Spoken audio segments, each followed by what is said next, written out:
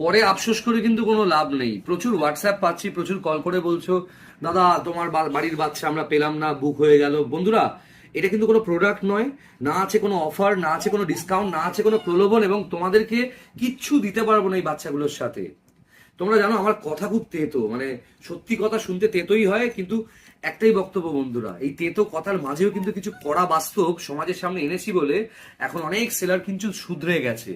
আমি প্রত্যেককে বুঝিয়েছি, দাদা যখন কুকুর বিক্রি করে তোমাদের পরিবার চলে, যখন তোমাদের এটা প্রফেশন, দিদি তোমাদের যখন এটা প্রফেশন, তাহলে কেন মিথ্যা কথা বলে কুকুর দিচ্ছ?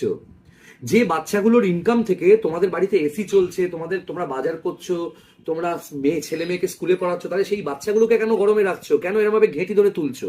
তাদেরকে ভালো রাখো, কারণ এরা তো তোমাদের ইনকাম দিচ্ছে। এটার পর কিন্তু অনেক সেলার কিন্তু বদলে গেছে, অনেক ব্রিডার কিন্তু খুব জেনুইনলি কাজ করছে। তোমরা দেখছো মেল জার্মান শেফার্ড, এই মুহূর্তে দেখছো মেল জার্মান শেফার্ড